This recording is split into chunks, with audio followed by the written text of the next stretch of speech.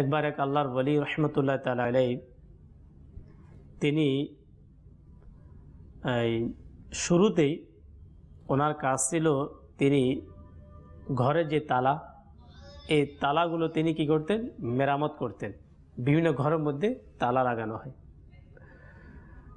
তো তিনি একবার কোনো এক বাদশাহ তিনাকে যখন ডাকলেন,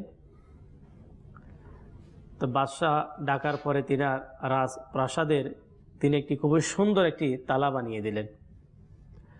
তো তালা যখন তিনি বানিয়ে দিলেন, বানিয়ে দেওয়ার পরে তিনি দেখলেন যে ঠিক ওই মুহূর্তে তিনি বিদায় নেবেন, ওই রাজপ্রাসাদের মধ্যে একজন ব্যক্তি যার মাথায় ইমামা শরীফ, মাথায় ইমামার তাজ, সে রাজপ্রাসাদে প্রবেশ করল।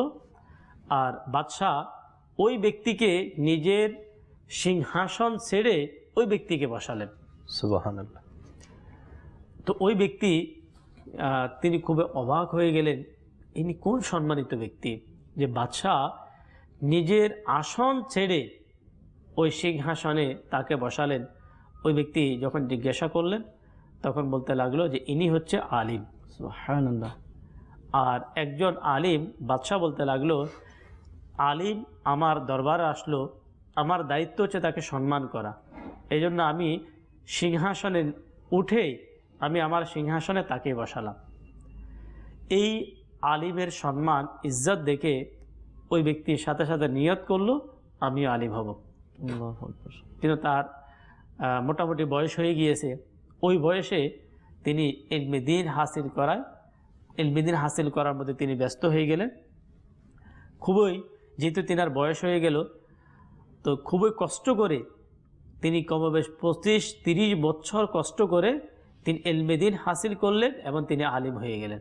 সুবহানাল্লাহ। তখন তিনার বয়স কমবেশ প্রায় 60 বছর।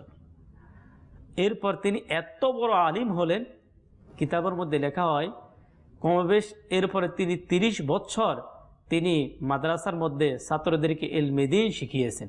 সুবহানাল্লাহ। এরপরে তিনি আল্লাহ তাবারক ওয়া তাআলার একজন মকবুল বান্দা হয়ে গেলেন, আল্লাহর ওলি হয়ে গেলেন।